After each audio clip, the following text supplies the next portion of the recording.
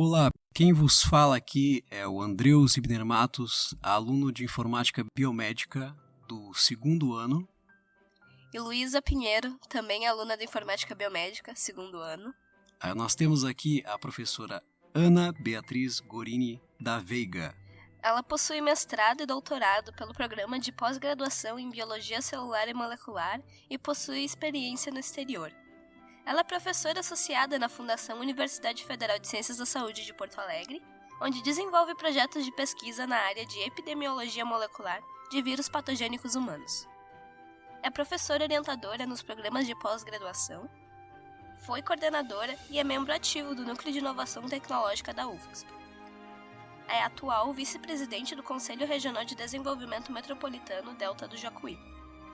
Muito obrigada pelo convite em participar dessa entrevista, em poder trazer um pouquinho, da nossa vivência aqui na universidade e falar de alguns assuntos que estão muito em pauta agora nesses últimos anos aqui na UFSP. Então, um grande prazer fazer parte desse primeiro podcast.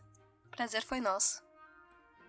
Já começando com as nossas perguntas, vamos falar então sobre o Centro de Inovação Tecnológica do Cluster da Saúde. Primeiramente, no que consiste o CIT-CS? É isso? É assim que se fala? Isso. O Centro de Inovação Tecnológica em Saúde, ele faz parte do Cluster da Saúde.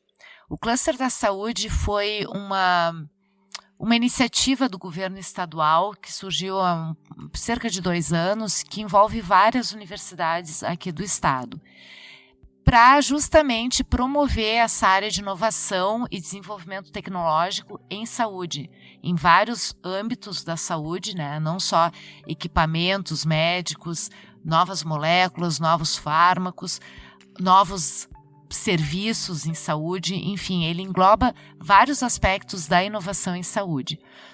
E nesse último ano a gente tem observado cada vez mais uma aproximação muito grande entre o NIT da UFSPA, o Núcleo de Inovação Tecnológica da UFSPA, e a coordenação da inovação da Santa Casa.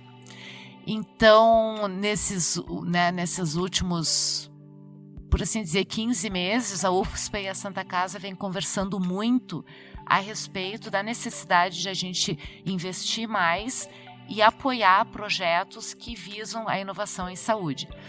Então, com isso, surgiu a necessidade de a gente ter um espaço físico para poder abrigar esses projetos e apoiar empresas, tanto startups, empresas juniores, assim como empresas de outros, já empresas consolidadas, que venham a desenvolver projetos que estejam alinhados com toda essa iniciativa de inovação em saúde propostas pela UFSPA e pela Santa Casa.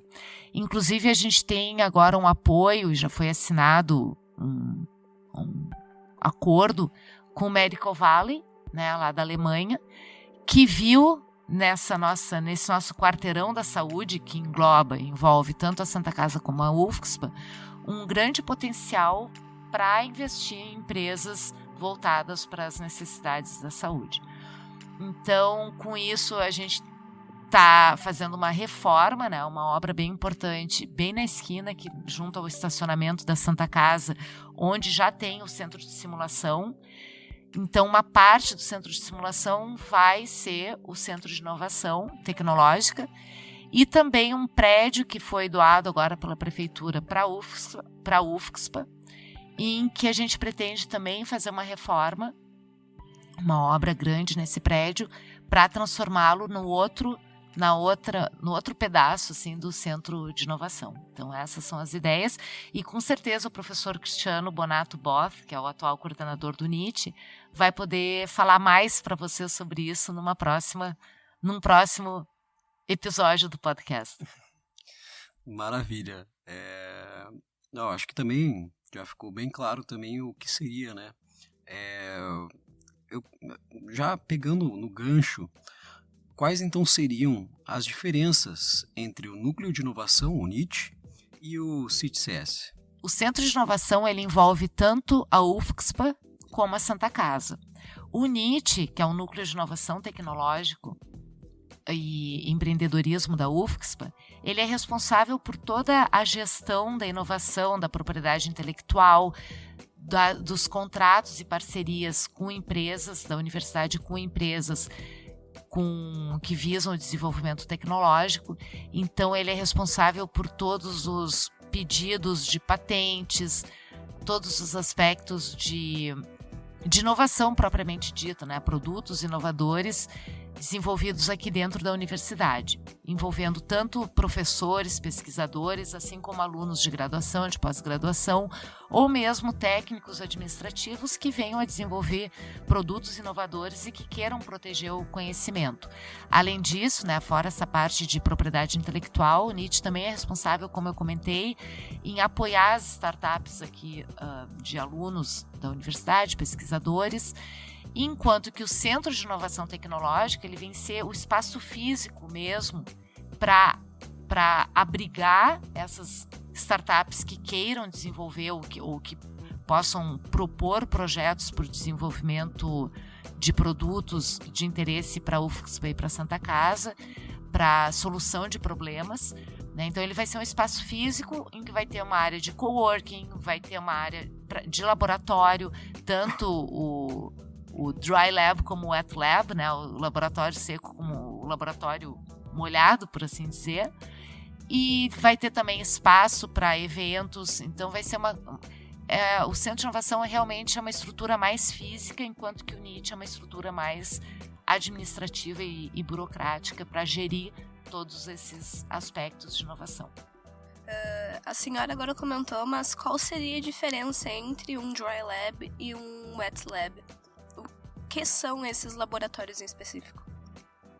Bom, então o Dry Lab, como o nome diz, é um laboratório seco. Por exemplo, um laboratório de informática, né, para os alunos fazerem análises de genomas, ou os pesquisadores fazerem análises in silico, análise de sequências moleculares, de docking molecular, desenho de protótipos.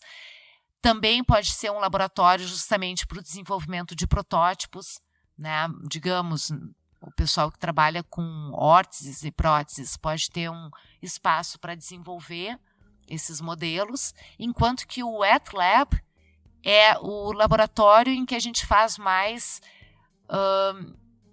análises in vitro ou in vivo.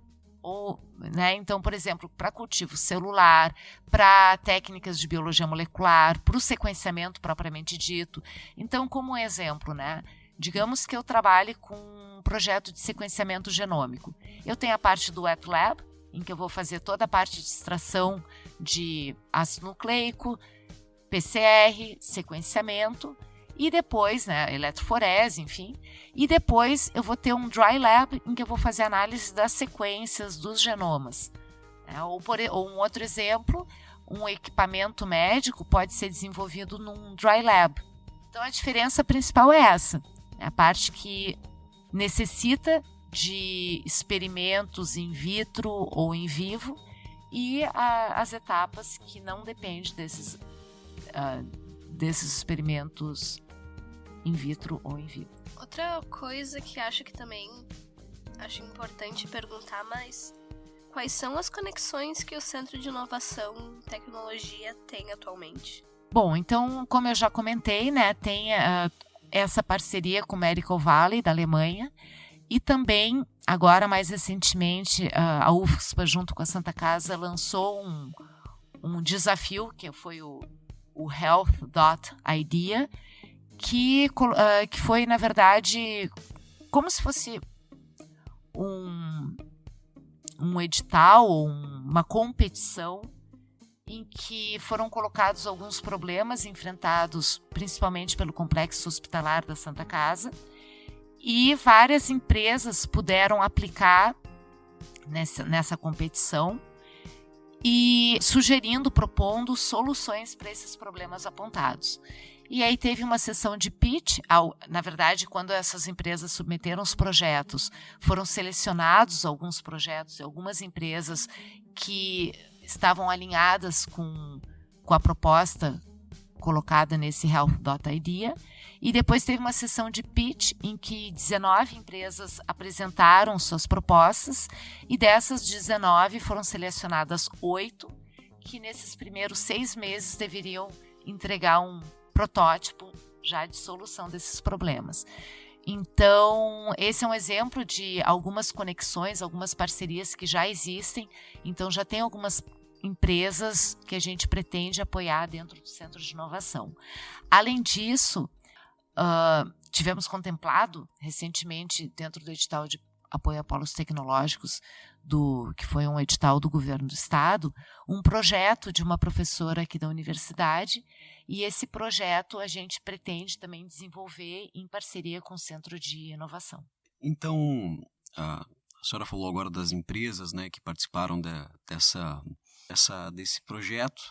Eu queria saber, então, se é possível pessoas, quem tiver interesse, é possível eles participarem, eu posso chegar lá, falar, eu tenho uma ideia também que cabe muito com o Centro de Inovação, ou, por enquanto, no estágio que está, as pessoas que tiverem interesse, não é possível elas participarem?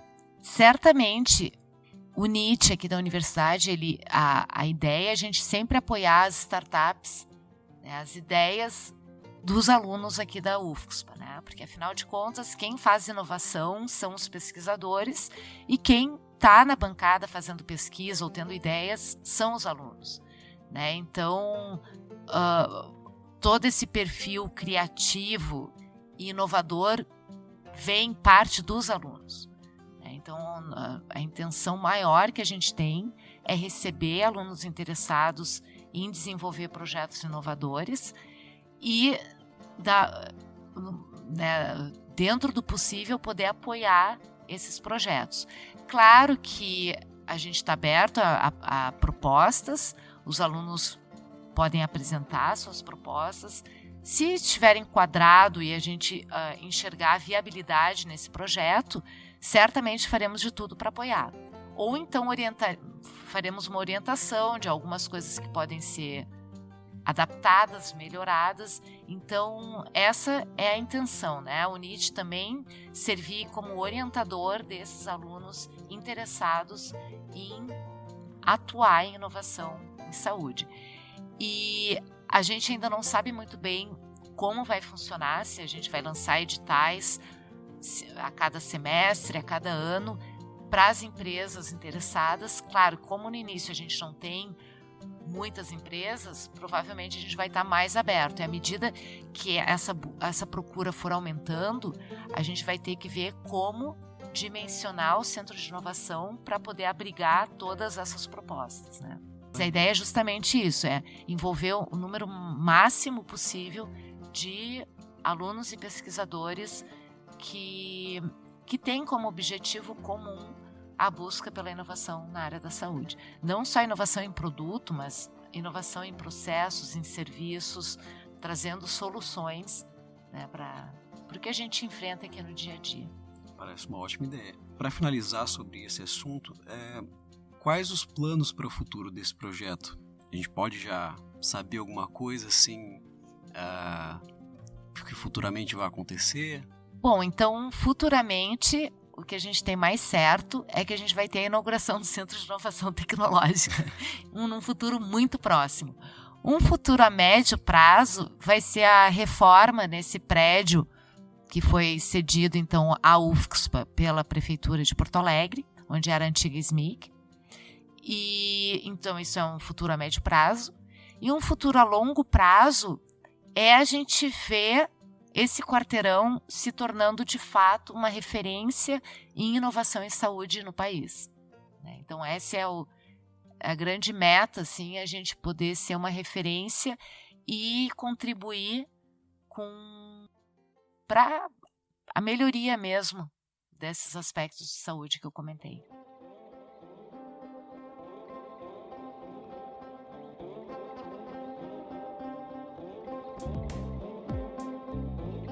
A senhora também agora participa de um projeto sobre epidemiologia molecular do vírus influenza. Mas, principalmente, sobre o que se trata esse projeto? Bom, então é muito bom a gente falar sobre isso nessa época agora, porque a gente está justamente numa transição de estações, né? Saindo do verão e rapidamente o nosso clima aqui é da noite para o dia que chega o inverno. E com a chegada do inverno a gente também vê aumentar o número de infecções respiratórias. Então vocês mesmos estavam comentando 10 minutos atrás, aqui antes da gente iniciar a sessão, que tinham pego uma gripe. Na verdade, gripe é o nome dado à infecção respiratória causada pelo vírus influenza, que é uma infecção respiratória muito grave, né, que pode ter um quadro muito grave.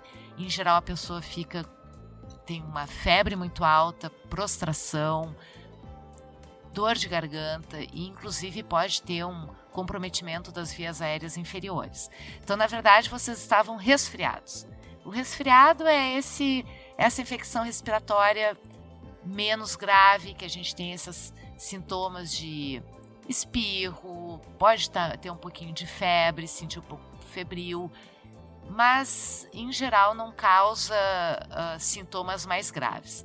Então, o meu interesse em estudar o influenza surgiu principalmente com a pandemia de 2009, em que a gente teve a pandemia da gripe A, que aqui no Rio Grande do Sul tivemos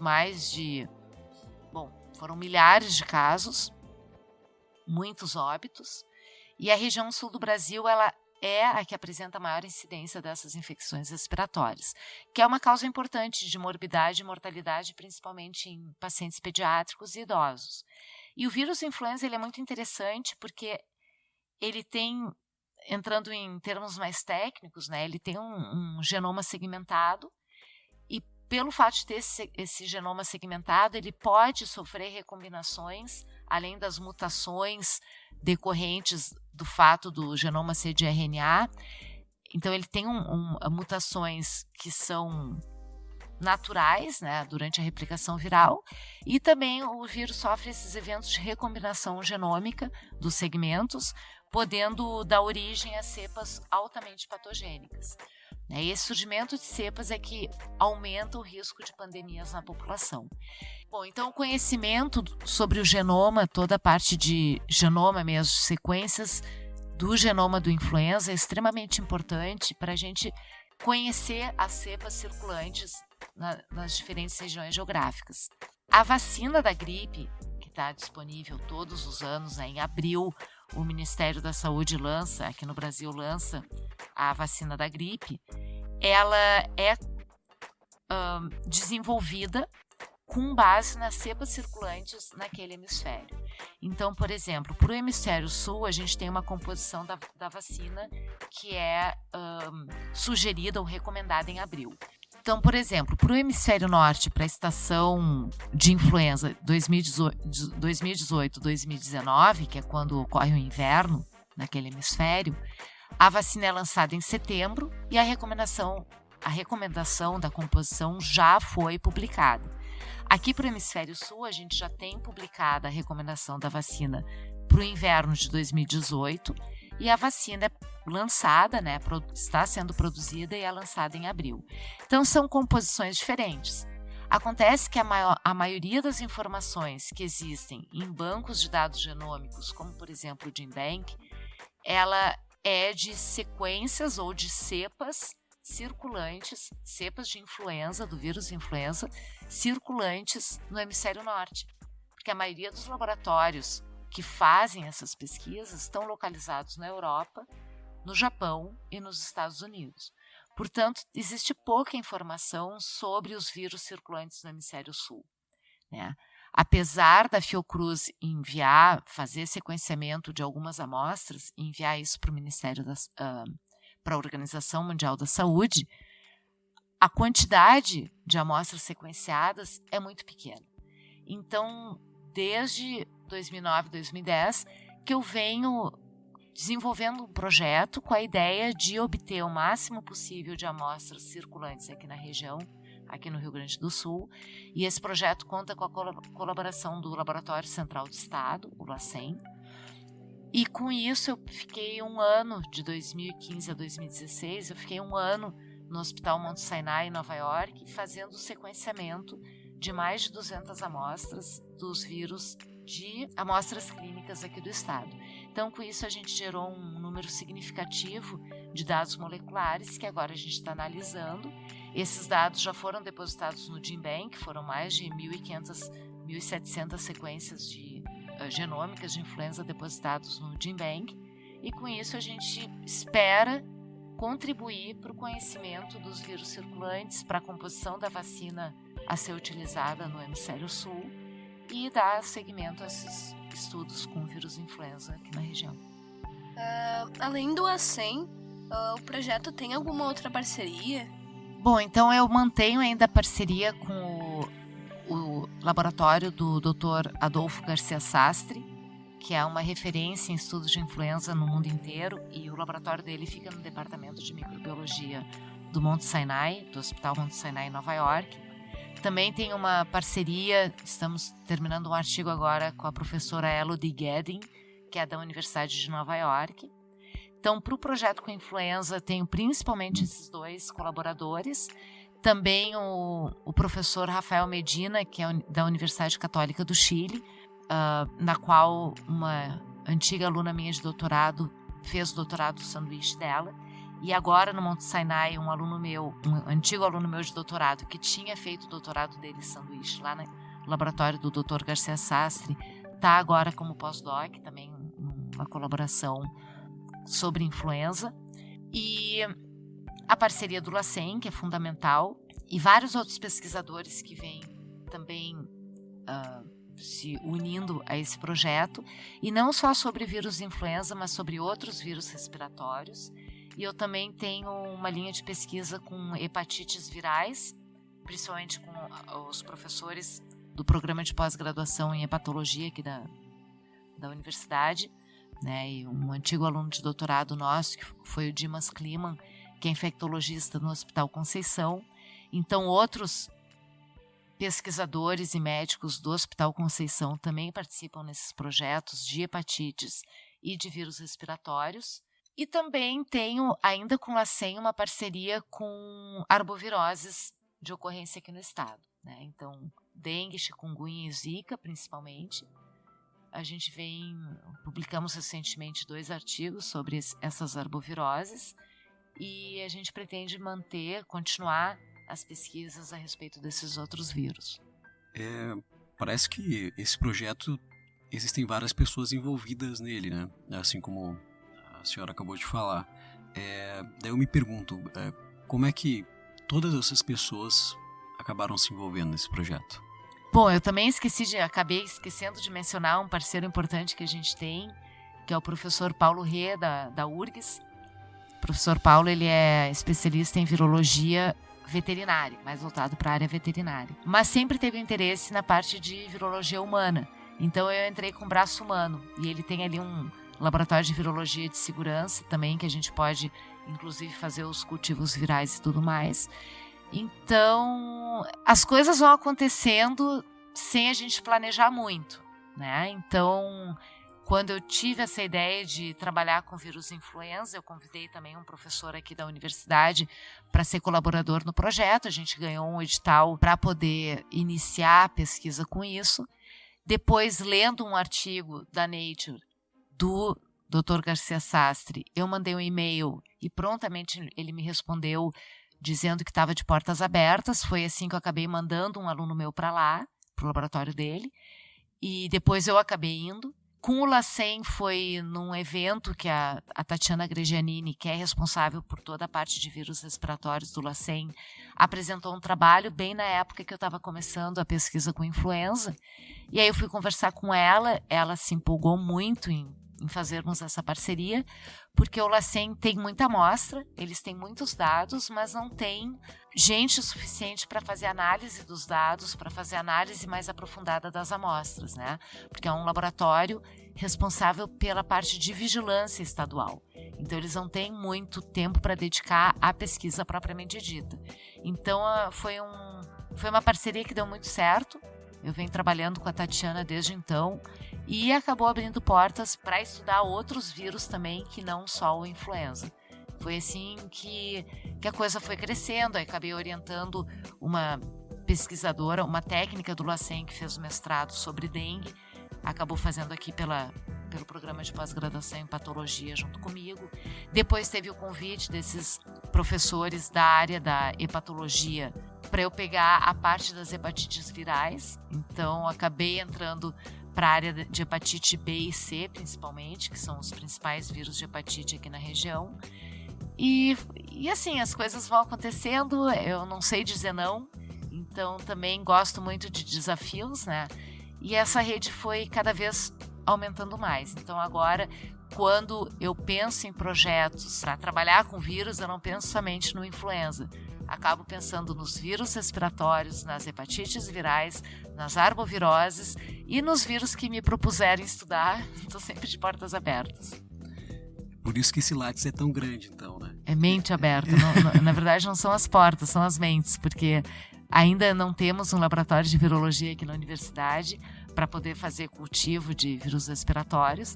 Então, não dá para dizer que eu esteja de portas abertas, mas de mente aberta e vontade é que não falta também. Quem dera todo mundo fosse assim, né? Acho que tem muita coisa aqui que a gente ainda pode melhorar bastante, né? Acho muito legal também a ideia de a gente pegar e ter alguma coisa que, por exemplo, aqui no Hemisfério Sul, como tu falou, que, né, não tem uma pesquisa sobre esse vírus. Então isso, infelizmente, acaba pecando muito, e não só para o país aqui, né? Para todo um hemisfério que tem várias e várias pessoas que precisam de ajuda. Então eu acho que é para isso mesmo que a gente está aqui na UFPA, né? Para ajudar os outros. Bom, fora essas perguntas, se eu talvez sou meio doido assim, falar, eu tenho vírus de influenza, quero participar. Posso participar? Queres participar como amostra ou como pesquisadora? Falando sério, as pessoas, elas... vocês precisam de pessoas que tenham o vírus para ter amostras aqui? O que vocês precisam para participar? Vocês precisam de participantes ou etc? De sujeitos participantes? Bom, o influenza é uma doença de notificação compulsória, né? Então é notificação obrigatória. Bom, então qualquer indivíduo que apresentar sintomas de síndrome gripal, que é o resfriado comum, ou síndrome respiratória aguda grave, que são esses sintomas de febre, prostração, dor de garganta e principalmente dispneia, dificuldade respiratória, eles em geral procuram atendimento médico. E como essas infecções respiratórias, principalmente a influenza, são doenças de notificação compulsória, o médico obrigatoriamente tem que reportar esse caso para vigilância epidemiológica, para a Secretaria de Saúde. É coletada uma amostra desse paciente e essa amostra, junto com a ficha de notificação de influenza, é enviada para o LACEN. Então, o LACEN ele é responsável por fazer o diagnóstico molecular e isso contribui para a vigilância, não só para o diagnóstico, mas também para a vigilância do influenza aqui na região. Então, a amostra chega no LACEN, são feitas análises tanto imunossorológicas como moleculares para a identificação do vírus envolvido naquela infecção e quando confirmado que é vírus influenza, essa amostra então é encaminhada para nós para uma análise mais aprofundada. Quando a gente tem recurso disponível, a gente faz o sequenciamento, né? Então isso serve para os pacientes que são atendidos em qualquer posto de saúde, unidade sentinela, hospital ou clínica do Rio Grande do Sul. Claro que existe aquele paciente que fica muito mal, fica em casa e não procura o atendimento médico. E esse paciente a gente acaba perdendo na nossa amostragem. Então, daí também a importância da gente sempre buscar um atendimento médico adequado, né? Para saber exatamente, para poder diagnosticar o que realmente tem. Lembrando então que o vírus influenza, ele, não só a influenza, outros vírus respiratórios, mas principalmente o influenza, ele causa uma infecção muito grave.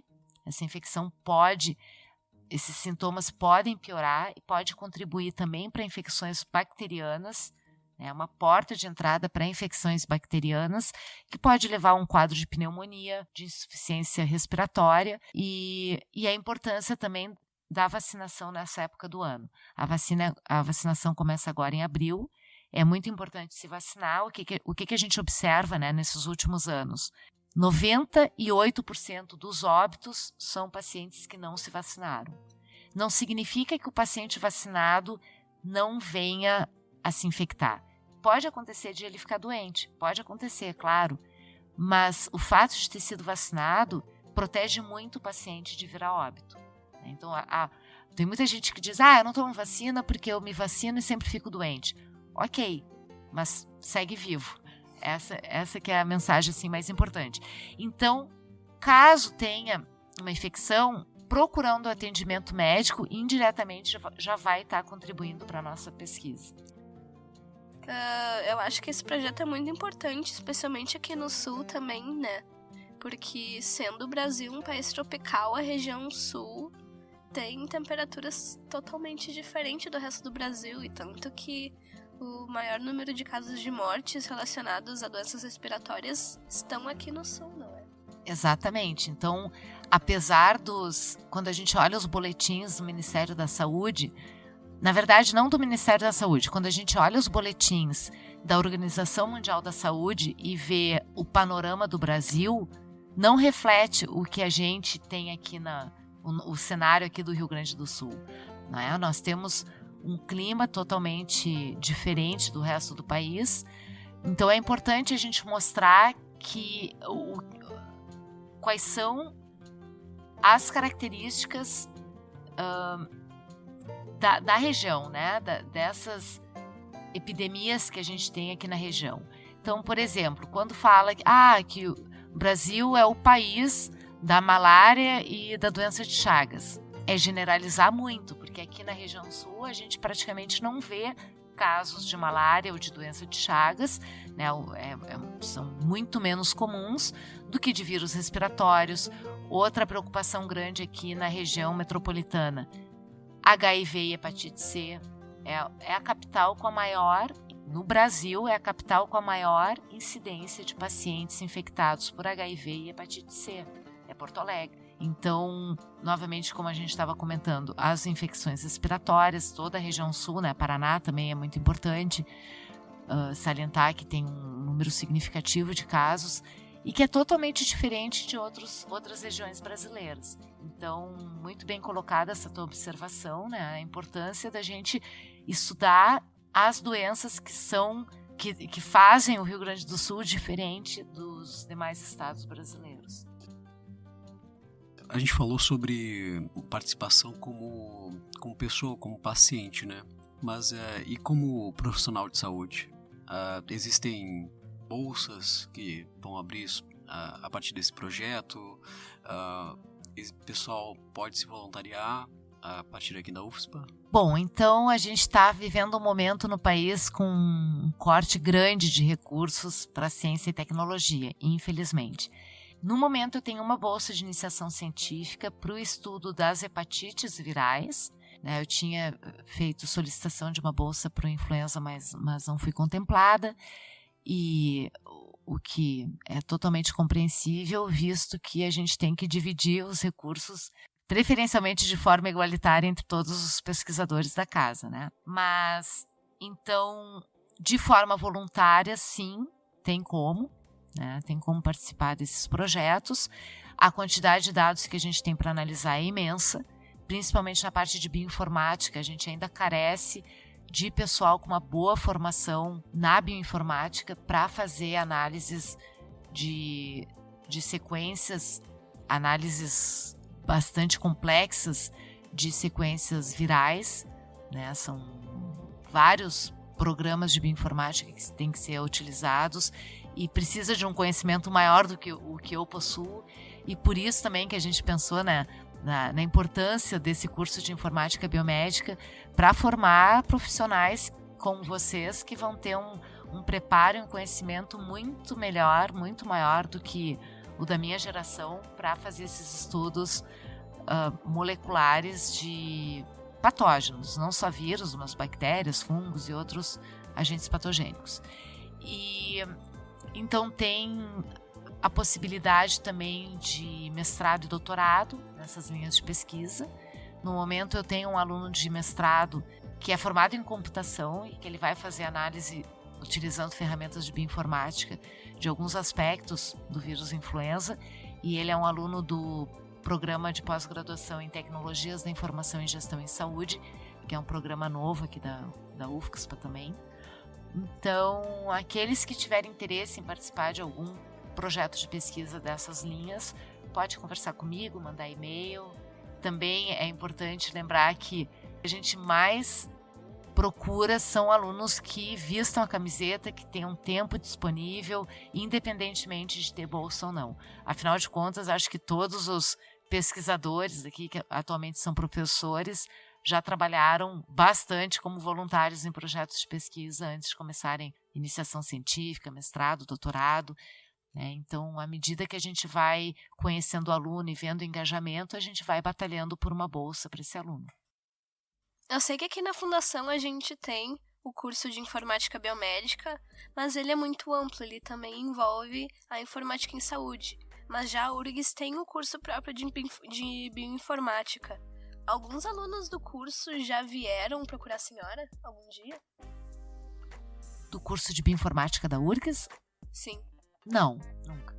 Pois é, e um dos focos do nosso podcast é justamente mostrar para o público que existem espaços para essas áreas, e eu acho que só da gente estar gravando esse projeto, caso algum aluno desse curso tenha o interesse, também poderia ter essa conexão com a senhora, é só buscar.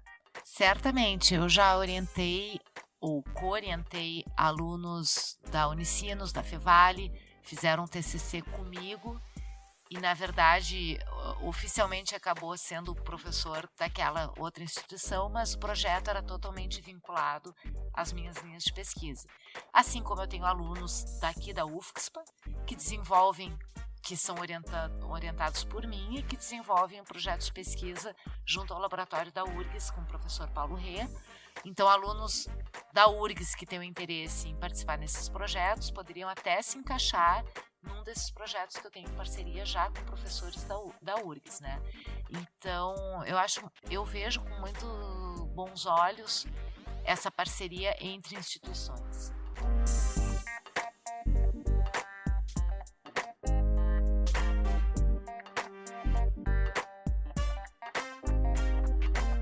Outro projeto que a senhora está envolvida seria a Zona de Inovação Sustentável de Porto Alegre, o ZISPOA. Sobre o que é esse projeto? Bom, o ZISPOA, como comentaste, a Zona de Inovação Sustentável de Porto Alegre, eu não sei bem se a gente chama ele de projeto ou de movimento, ou de espaço físico, que é uma zona, uma região mesmo de Porto Alegre. Ele foi criado numa parceria da Global Urban Development, que é uma empresa de um americano, Mark Weiss, com professores da URGS. Bom, então o Mark Weiss, ele é um americano que foi contratado pelo governo do estado em 2014 para fazer uma consultoria sobre a sustentabilidade no Rio Grande do Sul. Então, o Mark ele já tem uma experiência muito grande. Essa empresa dele, que é a Global Urban Development, atuou muito no Vale do Silício. Ele era professor de Stanford, também da Columbia University. Ele foi um dos responsáveis por criar toda uma região, uma ideia de sustentabilidade em Berkeley, né, junto à Universidade de Berkeley, na Califórnia. Depois ele foi contratado pelo governo do Clinton para atuar também em Harvard e no MIT, sempre com esses projetos de sustentabilidade urbana. E com isso ele veio para o Rio Grande do Sul, a princípio para ficar 6 meses, fazendo esse trabalho de consultoria, e o governo do estado apoiaria então a empresa dele para tentar desenvolver aqui na nossa região essa ideia de sustentabilidade, ou desenvolver projetos voltados para a sustentabilidade. Bom, aí ele e a esposa dele se encantaram com Porto Alegre, e apesar do governo do estado não ter mais apoiado essa proposta deles, eles resolveram ficar em Porto Alegre. E aí eles foram adotados pela URGS, né? Conseguiram um espaço físico para a empresa dele aqui na Faculdade de Engenharia, do outro lado da rua. E ele começou então uma parceria com professores, principalmente da arquitetura e urbanismo e da engenharia da URGS, para desenvolver projetos que tornasse Porto Alegre um exemplo de sustentabilidade. Bom, como faltou esse apoio do governo estadual e também da prefeitura, eles resolveram delimitar uma região, um espaço, né, uma zona aqui de Porto Alegre, e deram o nome de ZISPO, Zona de Inovação Sustentável de Porto Alegre. Então, inicialmente, essa zona envolvia os arredores do Parque da Redenção, também ia ali da Ramiro Barcelos até a Cristóvão Colombo.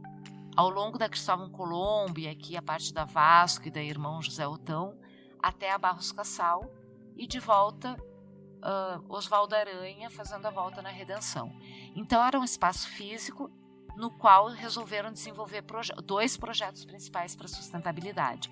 Um projeto para energia solar, né, energia sustentável, e outro projeto que é o Bike Friendly, a parte toda de ciclovia, de ampliar o número dessas bicicletas aqui ao redor do bairro, no centro principalmente.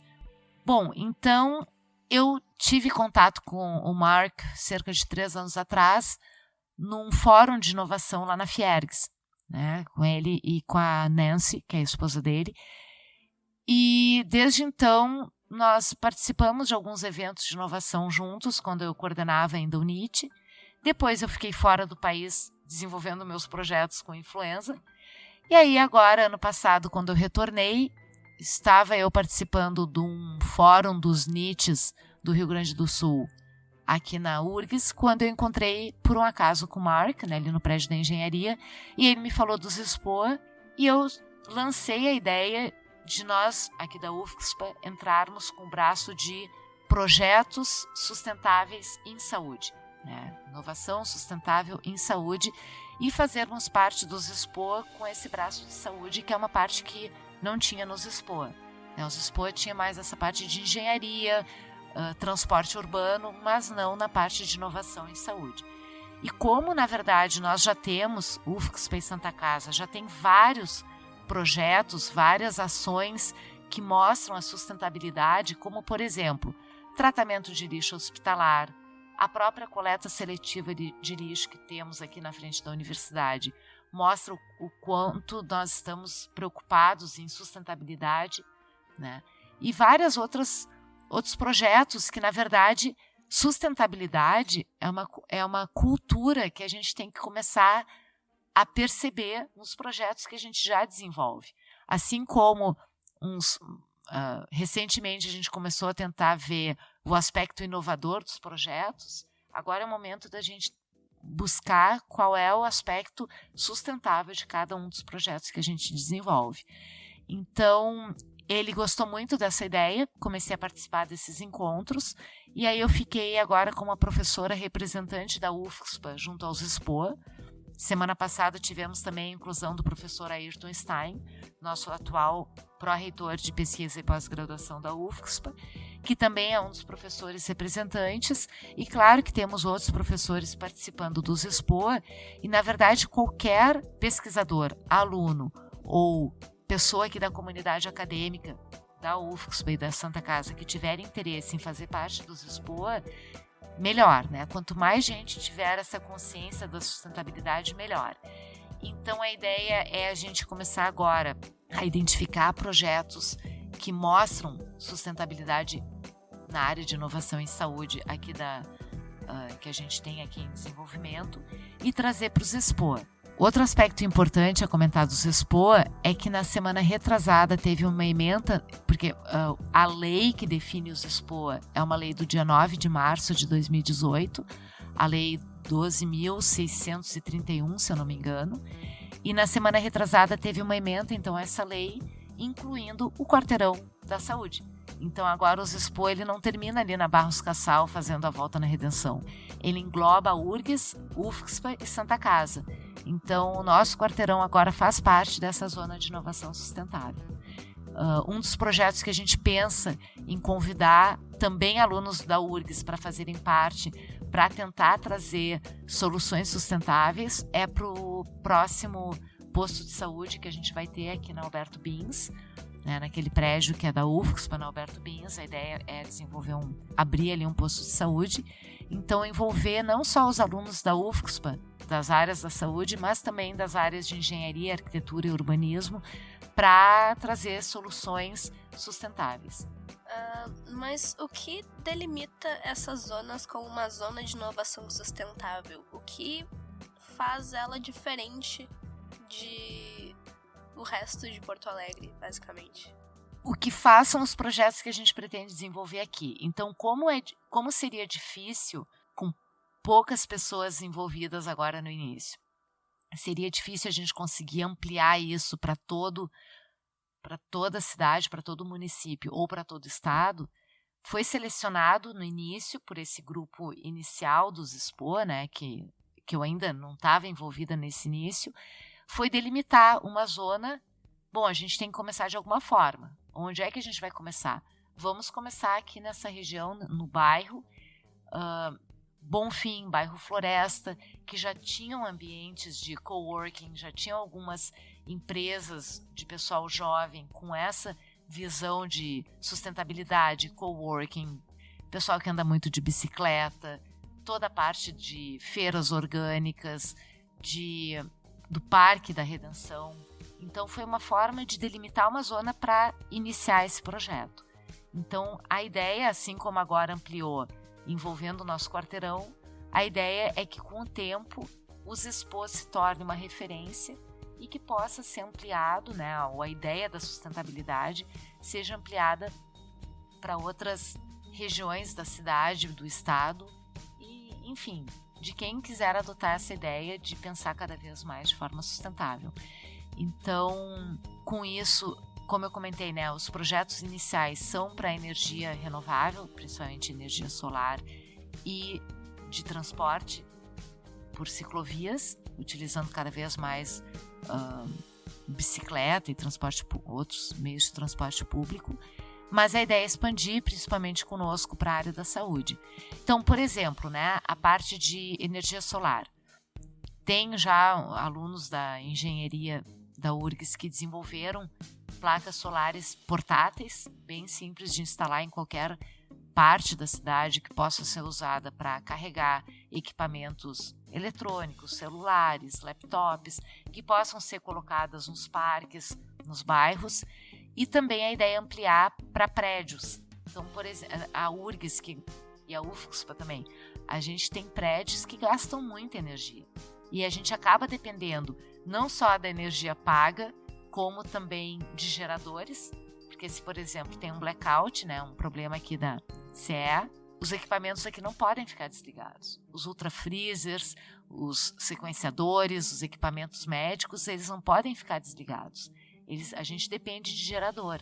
Então, por que não ter placas solares que possam aumentar o fornecimento de energia e nos tornar mais independentes em relação às companhias de energia elétrica, por exemplo? Elon Musk vem para nós, né? É muito legal, né?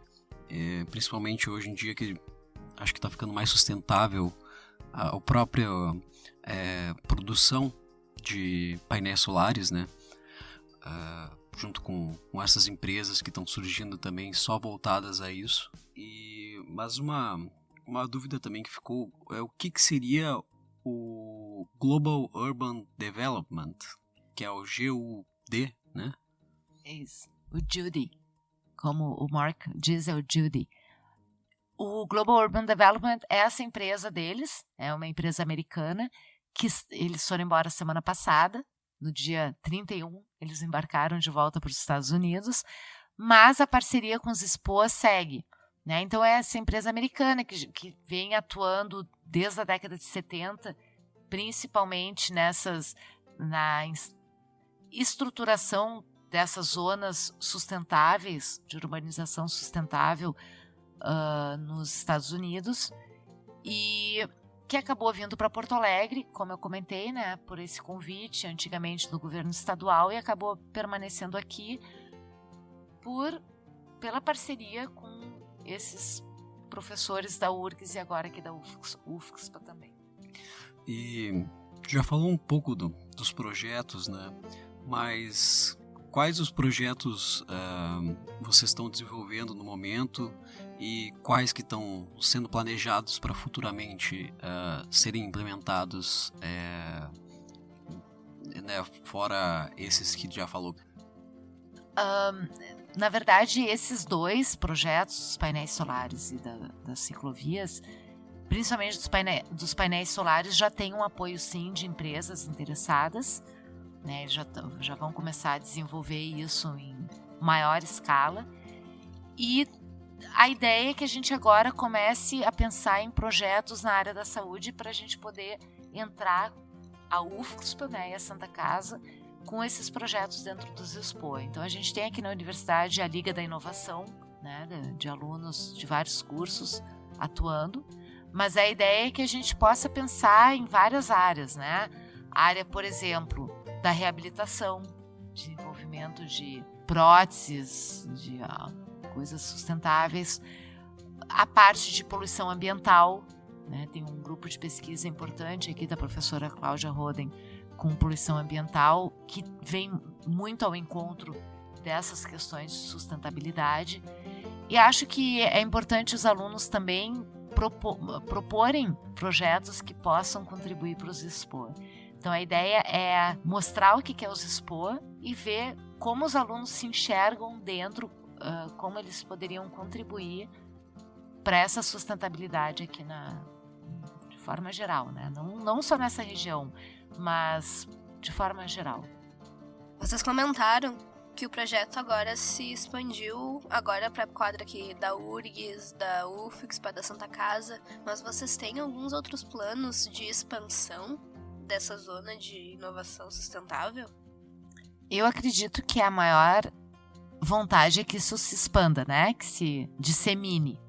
Tecnicamente, por enquanto, a zona é essa, mas, por exemplo, a UFSPA tem hospitais e escolas fora dos SPOA, né? O Hospital Conceição, por exemplo, também tem vários postos de saúde que a gente atua, que estão fora dos SPOA. Assim como a URGS tem lá o campus do Vale, o campus da agronomia, o campus da saúde, o campus da veterinária, que estão fora da zona tecnicamente chamada de SPOA. Isso não quer dizer que os projetos devam se limitar aos SPOA, né? O fato da parte mais burocrática tá aqui, o escritório dos SPOA, que fica aqui dentro de um prédio da URGS, ali da antiga engenharia também, apesar da gente estar situado aqui fisicamente, não quer dizer que os projetos tenham que se limitar a desenvolver soluções sustentáveis somente para essa região. A ideia é bem pelo contrário, que isso se expanda fisicamente para outras áreas também. E como nós, principalmente alunos da UFSPA de início, né, podemos ajudar ou participar agora que vocês já estão entrando nessa fase de ter sustentabilidade na saúde? Sim, quais os meios em que a gente pode entrar em contato, caso a gente tenha interesse em participar e ajudar? Bom, nós temos os SPOA, a página dos SPOA ainda está em fase de melhoramento, existe uma página, mas está melhorando. Por e-mail, funciona muito bem também o Facebook dos SPOA, né? Tem no Face.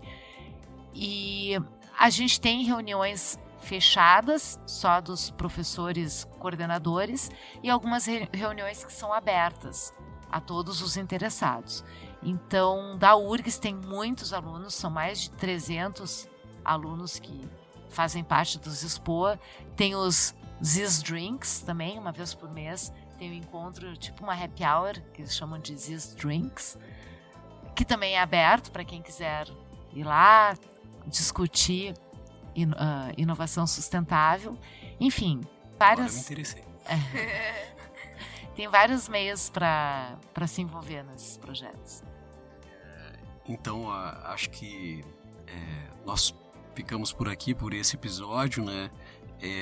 Eu queria agradecer muito a professora Ana Beatriz Gorin da Veiga por ter disponibilizado o tempo dela, que é tão precioso, né, que está fazendo tantos projetos ao mesmo tempo e mesmo assim disponibilizou para a gente dar continuidade a esse projeto nosso. Espero que esse nosso projeto seja útil também para ela, né, e para outras pessoas em geral, que é esse que é o nosso objetivo. Quero também agradecer ao técnico de som da UFSPA, o Ivan Ricardo Graef, que está nos ajudando também a gravar aqui o nosso projeto, o podcast. Queria agradecer também a nossa equipe, especialmente que vem montando esse podcast com a gente desde o início, que são a Gabriela Jacques Stepien, Felipe de Assis Ribeiro, o Igor Fernandes, Vinícius Vicente Soares e Henrique da Mota Correia. Sem essa equipe, a gente nem teria conseguido terminar esse episódio piloto. Isso aí, não somos só nós dois não, viu? É só... Sempre tem mais gente por trás, né? Isso é muito importante. Sempre tem mais gente por trás da voz. Eu quero agradecer também o convite, parabenizá-los por essa iniciativa. E para mim foi uma honra e, na verdade, como eu comentei, né? Vocês é que fazem a universidade, vocês é que trabalham nos projetos. Então, eu não estou aqui... vocês não estão tomando o meu tempo, pelo contrário, eu estou aprendendo muito aqui com vocês. É uma oportunidade da gente divulgar as ações da universidade também. E com isso a gente atrair cada vez mais alunos como vocês interessados nesses projetos e a UFSPA ir para frente. Então, parabéns e muito obrigada.